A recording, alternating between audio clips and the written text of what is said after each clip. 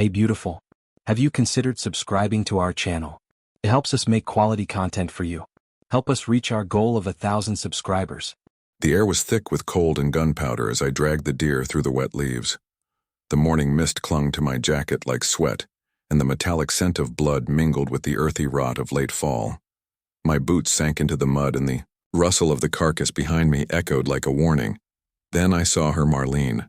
Her arms crossed over a neon orange windbreaker and a clipboard wedged between her elbow and ribs, like a sword waiting to strike. Click. Her phone flashed as she took another picture. Her lips curled into that familiar smug smile that made me itch to throw something. "You're in violation of community code," she said.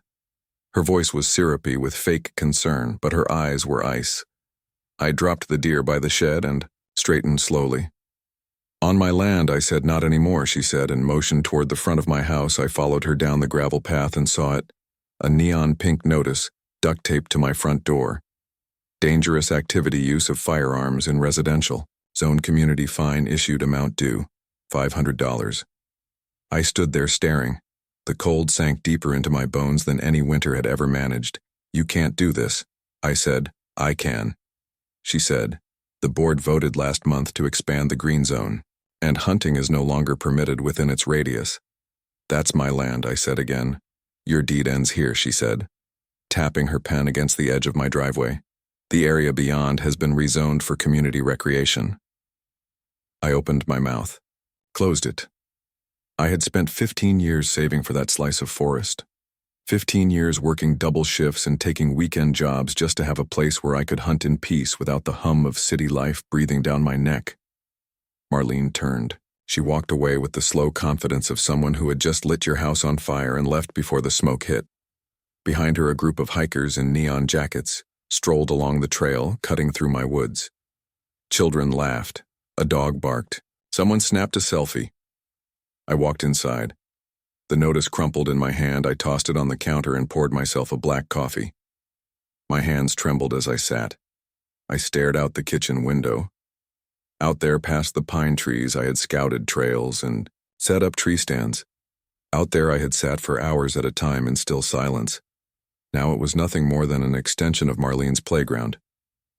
That night I went to the next HOA meeting. The room smelled of stale coffee and overconfidence. Marlene stood at the front like a queen presiding over her little kingdom. I waited until the Q&A. Then I stood. "I want to address the hunting fine issued to me," I said. Some people turned. Some looked down. A few whispered. Marlene smiled. "Sir, the board has made it clear that firearms are no longer permitted on recreational lands." "That land is part of my property," I said. She shook her head. The green zone boundaries were extended in July and properly communicated. "I have the deed," I said. "You have a deed to property that sits adjacent to the green zone," she said. She clicked her remote. A projector flashed an aerial view with a red outline cutting through what was clearly my land. "This map shows the new community green space overlay," she said, "and it includes the trail system, which has become a staple of our community health initiative." A few people clapped. I didn't even know who they were. New residents, Marlene's recruits. They weren't here when I cleared brush and laid down gravel paths, when I pulled ticks off neighborhood dogs and patched the broken footbridge with my own tools. "You can't just take what doesn't belong to you," I said. "You should have attended the rezoning meeting." She said, "It was open to all residents and publicly announced. I hadn't seen any notice. Not in the mailbox, not online, not on the board. And I checked every week." I left the meeting to the sound of polite applause. My heart pounded in my chest like a war drum. I stepped into the night. The sky was cloudless, the stars sharp. The air cold and clean, but something in me was poisoned, a rot that settled behind my ribs and burned slow. The next morning another notice appeared. This one for noise, another the day after improper shed siding. Then it was grass height. Then a mysterious stain on my driveway, the fines stacked like bricks. A wall being built around my life, one petty rule at a time. I tried to talk to the neighbors. Janet wouldn't open the door. her husband Mark, waved from the window but never stepped out. Even little Emma, the girl who used to help me refill bird feeders, turned her face away when I passed. I sat in my living room one night watching an old hunting video. It was me and my late brother laughing, free untouched. Now I felt like an animal penned in my own forest. I paused the video and stared at my reflection in the dark screen. "You don't belong here anymore," it seemed to say. I walked out to the woods. The moon was full, the leaves silver. I climbed into my remaining tree stand and sat still, silent like I used to. Only now the wind carried laughter from the hiking trail. Voices, a Bluetooth speaker playing some pop song. I closed my eyes, but I didn't sleep. That was the night something shifted, not a snap, not a sudden explosion. Just a quiet realization, like frost creeping across glass. They wanted peace. They wanted control. They wanted me gone. But I wasn't going anywhere. Not yet. Not without a fight. The first sign was a newsletter slid into my mailbox. Glossy paper, bold red font, and a smiling photo of Marlene at the top. Community Watch Bulletin. Protecting our peace below. It a cropped image of my hunting bow resting on a stump with the caption, "Weapons in our woods is your family. Safe." I stared at the page until the corners bent in my grip. The smear campaign had begun. I flipped it over, and there it was. A list of community concerns: noise disturbances, wildlife endangerment, visual pollution. The last one made me laugh until I realized they were serious. I walked out to check my trail cameras. Someone had yanked two from the trees. One was missing. The other lay in the mud lens, shattered wires exposed like veins. My feeder was gone. The salt lick destroyed the wooden sign I carved with my brother that read, "Private Trail Respect." Our space was snapped in half and burned at the edge of the fire pit. I filed a report with the sheriff. He nodded, listened, offered a thin smile. But when I mentioned HOA, he sighed. "Property disputes get muddy," he said. "They always do." He left me with a card and no promises. The next HOA fine came with a photo of my mailbox non-compliant design. $100. The next was for grass exceeding regulation height. Another 100. Then improper drainage from a downspout. 200. It was war by paperwork. I watched the fines pile up in my kitchen drawer, like dead leaves in a gutter. And Marlene never stopped smiling.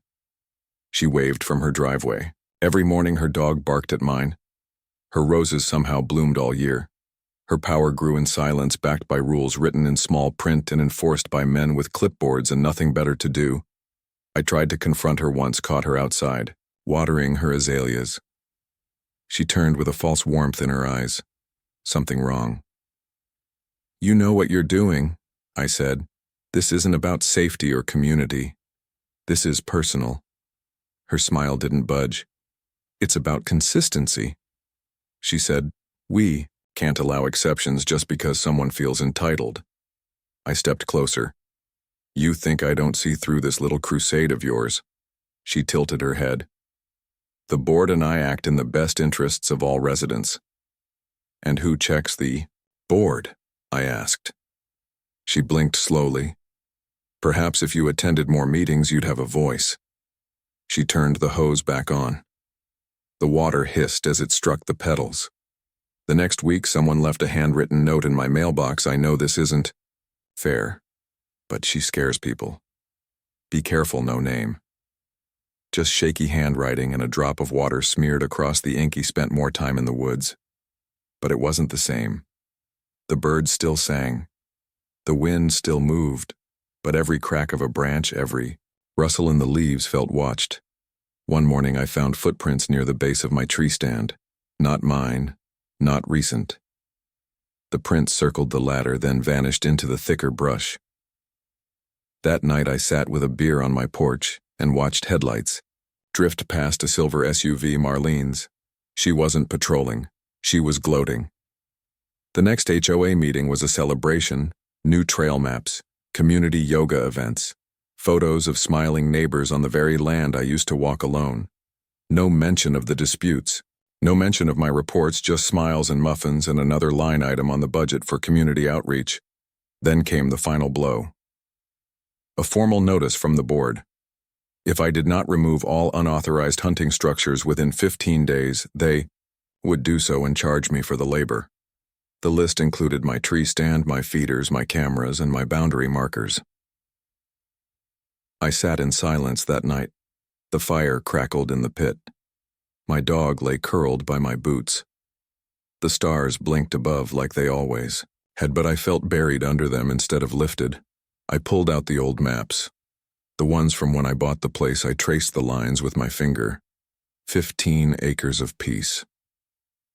Now stripped by a handful of signatures and a woman with a pen, I didn't sleep. Instead, I walked the perimeter with a flashlight, checking every post, every sign, every tree. I stood at the edge of my property where the trail curved east and narrowed. I remembered the first time I walked it.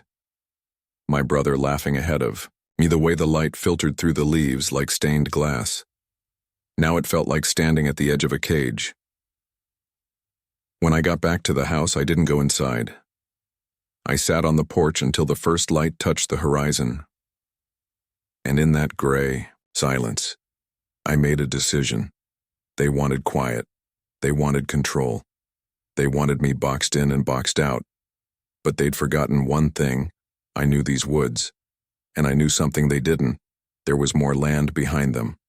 Unclaimed, unprotected, and for sale.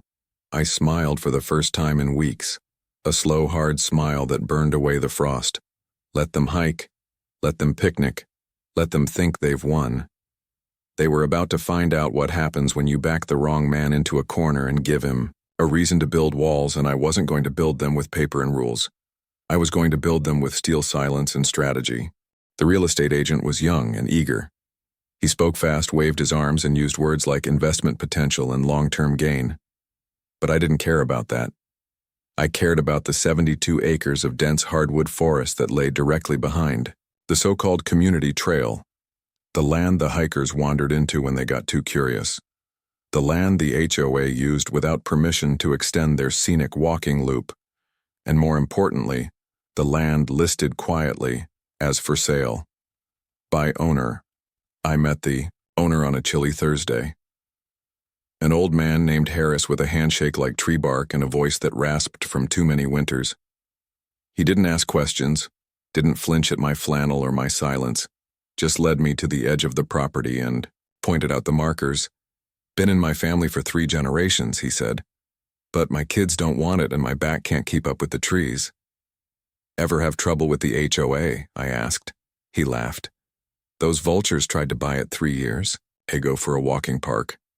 They offered me 20 grand and a plaque with my name on it. Figures, I muttered. I told them to shove their plaque and keep off my soil. He said I liked him immediately. We signed papers that afternoon. No agents. No nonsense. I paid in full using the fund I had saved to remodel the house. I didn't need new cabinets. I needed leverage. The deed burned warm in my jacket pocket as I walked the boundary. Thick trees, steep drops, hidden trails. It was beautiful. More beautiful than anything Marlene had ever touched. Over the next week, I quietly marked the lines, posted fresh no trespassing signs every 30 feet, bought a dozen trail cameras, not to hunt, to watch, to wait. Sure enough, they came. Marlene, a group of joggers, the couple with the matching water bottles, even kids on mountain bikes, all of them smiling as they drifted deeper into the land they thought was theirs. The first notice went out the next day. Private property trespassers will be prosecuted, signed. Property owner. Then the real fun began. I called a lawyer, not just any lawyer, a friend of my late brother, a man who owed me a favor and never forgot a grudge. He reviewed the easement records, trail maps, and digital copies of the HOA newsletters. This is gold, he said. They built their trail right through land they don't own. Know what that means? It means you can shut it all down and sue them for every footstep they took. We drafted a formal cease and desist, had it hand-delivered to Marlene's door by a process server who wore a bright red hoodie for dramatic effect. She opened it in full view of 3 neighbors, her face twisted, then smoothed, then twisted again. She came to my door 2 days later. Knocked, smiled, held the letter like it was a dead animal. "Let's talk about this," she said. I opened the screen but didn't invite her in. "I don't think there's anything left to discuss," I said. She laughed, a tight, dry sound. "Come on," she said. "You don't want to be that guy who ruins the community experience. You mean like the one who fines veterans for mailbox height?" Her smile faltered. "You'll isolate yourself." She said, "I already was." I said, "And you helped with that." She stepped back. "Look, maybe we got off on the wrong foot." "We," I repeated. "You turned my land into a jogging track, then tried to fine me out of my own house. Now you want to negotiate because the trail you love so much rests on something you can't control." She stared. I waited. The silence stretched until she gave a brittle nod and walked away. That weekend I chained off the trail, set up cameras with motion alerts, hung a new sign at the main entry. Closed, due to trespassing. Violations. Violators will be charged. The HOA reaction was almost immediate. The HOA forum exploded. Screenshots from my cameras showed up online with angry captions. "Who does he think he is? This is public land. My kids play there." One person asked the real question. "Wait, is it actually his?" Marlene tried to get ahead of it. She posted a long statement about community harmony and mutual respect. She downplayed the trail's location, claimed it was under review. But then came the photos, old maps, screenshots from county records, my lawyer's official notice. Everything flooding into the forum like a slow-motion car crash. One user found the purchase record, posted the sale price. Said he bought it out from under us. Respect, I stayed quiet. No posts, no replies. Just watched. The next HOA meeting was standing room only. Marlene tried to keep control, tried to talk about flower beds and road paving. But people weren't listening. They wanted answers. Why weren't we told the trail was on private land? Who approved the extension? Why didn't anyone check the property lines? Marlene's voice shook for the first time. Not much, but enough, and I saw it. The smallest crack in her perfect facade. I waited until the meeting ended. Then I walked to the front, looked her right in the eyes. "I'm building a fence," I said, 8 feet tall and barbed at the top. "You can't do that," she said. I smiled. "I can, and I will." She opened her mouth, then closed it, turned and walked away without another word. Outside, the cold air stung my lungs, but I didn't mind. The tide had turned and I wasn't done yet. The fence went up in 3 days. Heavy metal posts sunk deep into the soil, tension wire across the top, signs every 10 feet. No entry, no exceptions, no negotiations. The sound of drills and saws echoed through the woods like thunder. Neighbors slowed. Their cars went passing. Some took pictures, some just stared. I never explained. Didn't need to. The message was clear. Marlene tried to fight it. She filed a complaint with the county, claimed obstruction of recreational space. My lawyer responded with a 10-page rebuttal and attached aerial photographs. The fence was on my land. The trail was on my land. The problem was not the fence. The problem was the assumption of ownership that never existed. I heard she called an emergency HOA meeting. Tried to rally support. But her voice didn't carry the way it used to. Not when the truth was on paper. Not when people had walked my woods without knowing they were trespassers. Then came the final blow. My lawyer filed a civil suit against the HOA damages, trespass, unlawful use of private land for organized events without consent. And the cherry on top, an official cease and desist letter prohibiting the HOA from including my land in any future trail maps, brochures, or digital materials. The story broke. On a local news site, man fined by HOA buys their trail and shuts it down. It went viral. The comment section was brutal. Some called it petty. Most called it justice. One user wrote, "This is what happens when you push the quiet neighbor too far. Marlene, was photographed leaving her house with her head down. No sunglasses, no smile. Just a stack of papers clutched to her chest like a shield. She stopped waving to neighbors, stopped walking her dog. People noticed. A week later, I got a letter in my mailbox. Not from the HOA, from a neighbor, it read. "You're the reason I finally spoke up." She fined me for my wind chimes, said they were disruptive to community harmony. "Thank you for standing up." Another note followed, then another, each one handwritten each. Oh, and a quiet thank you from people who never dared before. I didn't reply, didn't need to. The fence was reply enough. Then came the day I had waited for, a community cleanup event, organized by Marlene herself, planned weeks ago before the lawsuit, still listed in the HOA calendar with bright colors and a cheerful headline. Meet at the scenic trailhead. I set up a lawn chair just inside the fence, camera in hand. Coffee in the other watched, as cars arrived and volunteers spilled out in gloves and t-shirts. They carried rakes and bags, laughed and waved to each other. Then they saw the fence one by one. They stopped, read the signs, looked around, then spotted me sitting like a sentry at the border. Marlene arrived last. Her SUV rolled up slow. She stepped out wearing a red vest with the HOA logo stitched over her heart. She froze when she saw the group standing still, then followed their eyes. Her expression twisted. Panic, confusion, embarrassment. She walked up to the gate. Didn't speak, just stared at the lock. I stood, walked over, met her eyes across the chain. "Good morning," I said. She didn't respond. "Something wrong?" "You know exactly what this is," she hissed. I shrugged. "Looks like a private property line. You did this to spite me." "No," I said. "I did this to stop you." She looked around, at the volunteers watching, at the cameras mounted on posts, at the reporters arriving late with microphones and questions. "You'll regret this," she whispered. I smiled. "That's what you said the day you fined me for walking on my own land." A photographer snapped a picture. The frame caught her face mid-scowl, and my smile, just beginning. That image made the rounds, became a meme. Captioned, HOA. Gets owned. 2 months later. Marlene stepped down as HOA president. Official statement cited personal stress and a desire to focus on family. Unofficial word was she lost the vote in a landslide. Neighbors cheered. Some even threw a barbecue. I was invited. I declined. Not out of spite. Out of peace. I got my woods back. The silence. The trees. The birds that sang just for me. No more joggers. No more flyers in my mailbox. No more battles over things that should have been simple. One morning, I walked the edge of my land again.